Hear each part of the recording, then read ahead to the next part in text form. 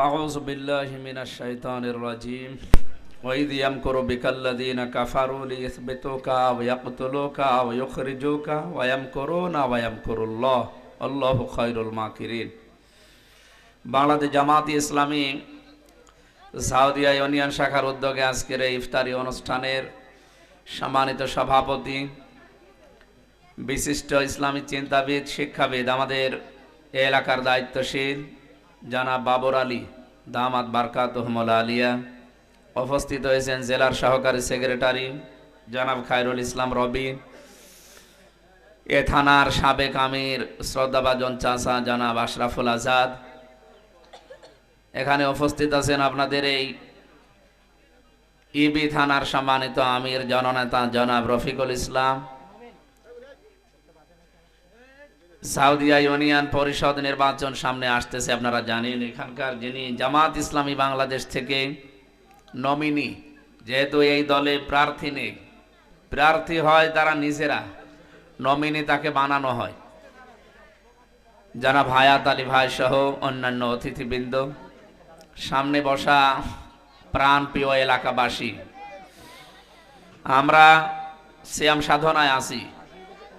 আমাদের মনটা আজকে ভারাক্রান্ত, এ কারণে এমনিতে সারাদিন না খাওয়া শরীর মুখ এমনি ভার থাকে, তারপরও আমরা বাস্তবে আমাদের শরীরটা মনটা এমনিতে অসুস্থ, কারণ এই দেশে ভালো মানুষের কদর নেই। আমরা এই যা দেখলাম, আপনারা সেক্রেটারির মুখে শুনছিলেন। প্রাণপ্রিয় সাউদিয়াবাসী, আপনারা জানেন আমরা একটা উদ্যোগ নিয়েছিলাম নির্বাচনের আগে, যে 16টা পয়েন্টের উপরে তার অন্যতম ছিল যে নির্বাচিত হতে যদি পারি তাহলে আমরা এই 100 দিনের একটা তালিকা, 100 দিনের ভেতরে অন্তত সরকারি বেসরকারি যে সমস্ত অফিস আদালত আছে যেখানে মানুষ যেতে ভয় পায়, এই জায়গাগুলো অন্তত যেভাবেই হোক জনবান্ধব করে তুলব এবং এগুলো সচল করব। এই উদ্যোগ নিয়ে আমরা হাত দিয়েছিলাম বিভিন্ন অফিস এবং আদালতে। তার ভেতরে প্রথম শপথ নিয়ে 17 তারিখে 2 দিন ট্রেনিং দিয়ে 20 তারিখে আসার পরে 21 তারিখে সকালে আমাদের কাজ ছিল হাসপাতাল কেন্দ্রিক। সেখানে যে দেখি একেবারে মাথা থেকে পা পর্যন্ত দুর্নীতিতে ভরা, যেখানেই খোঁজ নেই সেখানেই সমস্যা। এরপরে হাত দিয়েছিলাম মেডিকেল কলেজে, 750 টাকার প্রজেক্ট, এইটা কুষ্টিয়ার জন্য প্রজেক্ট 750 কোটি টাকা, 100 কোটি টাকার মালই পড়ে আছে এখনো পর্যন্ত মেশিনপত্র। আপনি চিন্তা করতে পারেন, গ্রাম্য মানুষ হিসাবে আপনার মাথা আমার মনে হয় এখনই খারাপ হয়ে যাবে। 100 কোটি টাকা জীবনে আপনি গণনা করেও শেষ করতে পারবেন না। আমাদের প্রাণের জায়গা, আমাদের আবেগের জায়গা কুষ্টিয়ার এই মাটিতে এটা প্রতিষ্ঠা হয়েছিল এবং এই 5টা জেলা মিলে আমরা সেবা দিতে পারতাম। এটা 23 সালেই চালু হওয়ার কথা ছিল। যারা দায়িত্বে ছিল ওনারা হয়তো বিভিন্ন কারণে করে নাই, তাদের হিসাব তারা দেবে। আমরা উদ্যোগ নিয়েছিলাম যেহেতু 100 দিনের ভেতরে এই অফিস আদালতগুলো আপনাদের একেবারে দৌড় গোড়ায় এনে দেব, সেইটার তালিকা করার জন্য আমরা মেডিকেল কলেজে হাত দিলাম। ডিসি সাহেব যেহেতু মানবিক ডিসি নামে আমরা জানি এ দেশে, কুষ্টিয়াতে তো আছে, সারা দেশে তিনি পরিচিতি লাভ করেছিলেন যে উনি মানবিক ডিসি। এই জন্য ওনার সাথে মিলে উদ্যোগ নিয়ে অন্তত এই কাজটা যদি আমরা আরম্ভ করতে পারতাম, পরপর 2টা মিটিং করি কথাবার্তাগুলো আমরা কমপ্লিটও করলাম, যেখানে যেটা বাধা ছিল, অফার ছিল, সব আমরা উপেক্ষা করেছি।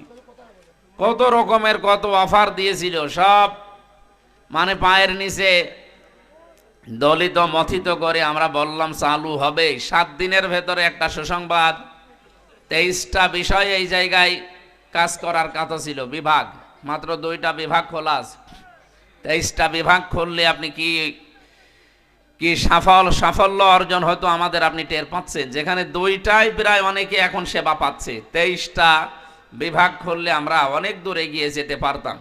কুষ্টিয়াকে আমরা রাজশাহীর মতো, ফরিদপুরের মতো অন্তত এরকম জায়গায় পৌঁছিয়ে দিতে পারতাম চিকিৎসার ক্ষেত্রে। বিভিন্ন এলাকা থেকে, জেলা থেকে, বিভাগ থেকে, রাজধানী থেকে, বিদেশ থেকে আমরা ডাক্তার আনতে পারতাম। কিন্তু অজানা এক শক্তির বলে কি হয়ে গেল দেখেন, গত পরশু দিন থেকে সব এলোমেলো করে দিয়েছে। এখন ওনারা গোপনে বসে বসে মিটিমিটি হাসতেছে। যারা অফার দিয়েছিল যে এটা আরো লেন্দি হোক, আরো দেরি হোক, চালু হওয়ার এখন দরকার নেই, কিছু লাগলে আমরা আসি, তারা কি খুশি। এবং যারা এই ডিসির কারণে, আমার মতো একজন ছোট্ট মানুষের কারণে দুর্নীতি করতে ভয় পেত অন্তত, তাই মানুষগুলো এখন হাসতেছে, যার কোনো বাধা সেরকম নেই। আপনারা নিজেদের পায়ে নিজেরা কোড়াল মারলেন। উনি আজকে যাবার সময় বলে গেল কি দেখেছেন, যে আমি রাষ্ট্রের হয়ে কাজ করতাম, আমি আবার আসব ইনশাআল্লাহ। আমিও বিশ্বাস করে উনি আবার আসবেন ইনশাআল্লাহ। যত ষড়যন্ত্র করছেন, মাকারু মাকার আল্লাহ আল্লাহু খায়রুল মাকিরিন, তারা ষড়যন্ত্র করে আর আল্লাহ কৌশল করে। অবশ্যই আল্লাহর কৌশল উত্তম। যারা এই চিকিৎসা বিভাগকে উন্নত করতে দিলেন না, নষ্ট করে দিলেন, এখনো প্রতিবন্ধকতা সৃষ্টি করে রেখেছেন, আপনি এই রকম রোগেই মরবেন, চিকিৎসক ডেকেও পাবেন না। নবীজির বিরুদ্ধে যে সমস্ত ষড়যন্ত্র হয়েছিল, আমরা দেখতে পাচ্ছি আজ বাংলাদেশে ইসলাম পন্থীদেরকে নিয়ে শিখ সেই রকমই হচ্ছে। ওয়াইদ ইয়ামকুরু বিকাল্লাযীনা কাফারু লিয়াসবিতুকা আও ইয়াকতুলুকা আও ইউখরিজুকা ওয়া ইয়ামকুরুনা ওয়া ইয়ামকুরুল্লাহ আল্লাহু খায়রুল মাকিরিন। আল্লাহ তাআলা বলেন, হে নবী, আপনি একটু স্মরণ করেন তো, যারা কাফের তারা কি ষড়যন্ত্র করেছিল আপনার বিরুদ্ধে। এই আয়াতে আমরা 3টা ষড়যন্ত্রের গন্ধ পেয়েছি। লিয়াসবিতুকা, 1 নম্বরে তারা আপনাকে আটক করে রাখবে, বন্দী করে রাখবে, অথবা আপনি যে পদে আছেন ওই পদে থেকে আপনাকে কাজ করতে দেবে না, এইরকম একটা অর্থ আছে। আও ইয়াকতুলুকা, অথবা আপনাকে সুযোগ পেলে তারা মেরে ফেলবে। আজ আমরা আমাদের হাত পা, আমাদের অঙ্গ প্রত্যঙ্গগুলো বেঁধে রেখে হোক, অথবা কেটে ফেলে হোক, আপনারা যে কাজ করতে দিচ্ছেন না। নবীদের বিরুদ্ধে যে ষড়যন্ত্র কাফেররা করেছিল, আমার তো মনে হচ্ছে বাংলাদেশে ইসলামপন্থী যারা, মানবিক যারা, তাদের বিরুদ্ধে এখন এই ষড়যন্ত্র অনেক নামধারী মুসলমানেরা করছে। 2 নম্বরে আপনাকে তারা হত্যার ষড়যন্ত্র করবে, অলরেডি শুরু হয়ে গেছে। আজকেও আসার সময় একজন বলছিল আমারে যে আপনি গানম্যান নেন, এরপরে প্রশাসন নিয়ে চলাফেরা করেন। হ্যাঁ, এগুলো সাময়িক লোক দেখানোর জন্য ঠিক আছে, কিন্তু আমাকে সর্বোচ্চ আশ্রয় দিতে পারে আমার মালিক, আমার আল্লাহ। এই জন্য আমরা যেহেতু আল্লাহর জন্য, মানবতার জন্য জীবনটা উৎসর্গ করে দিয়েছি, ও সমস্ত টেনশন ভয় আমাদের নেইও, আর ওগুলো করিও না। এগুলো যারা ষড়যন্ত্র করছেন, যারা এই সমস্ত ফাঁদে পা দেওয়ার চেষ্টায় আছেন, দেন, আপনার নিজের ক্ষতি আপনারই হবে। অথবা আপনাকে তারা বের করে দেবে এলাকা থেকে, দেশ থেকে, বিভিন্ন কায়দায় বের করে দেওয়ার অর্থ কি, আপনি এলাকায় নেই এরকম একটা পরিবেশ তৈরি করবে। অলরেডি ডিসি প্রত্যাহারের কথা শোনার পরেই কুষ্টিয়ার বিভিন্ন বালি মহলে দেখেন রাতের বেলায় গোলাগুলি হয়েছে, ট্রাকে আগুন লাগিয়ে দিয়েছে, যেখানে 2-4-5 টাকার না, কোটি কোটি টাকার সম্পদ সরকারের। একটা বালিঘাটে সেদিন আমি আলোচনা করলাম 8 কোটি 2 লক্ষ টাকা, যেখানে সরকারকে দেওয়া লাগবে 3 কোটি টাকা দিয়ে, বাকি 5 কোটি 2 লাখ টাকা ওনারা এদিক ওদিক করে খাবে। এটা পারছিল না ডিসির জন্য, হামজার জন্য, এখন সব বাবা শাহজালাল সব হালাল করে নেবে।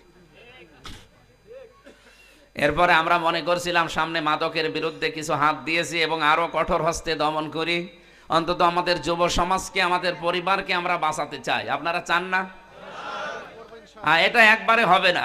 কিছু মানুষ যারা ওই কাজ করে খায়, তাদেরকে অন্তত কাজের ব্যবস্থা আগামীতে করব। আজকে সুগার মিলের যিনি দায়িত্বে আছেন, কি ম্যাডাম যেন নাম বললো, মাসুমা জাহান নাকি যেন নামটা ম্যাডামের, উনি এখন কুষ্টিয়া সুগার মিলের দায়িত্বে আছেন। ওনারা যত অফিসার আছে তাদেরকে নিয়ে আজকে আমার বাসায় কথা বললাম, এটা চালু করা দরকার।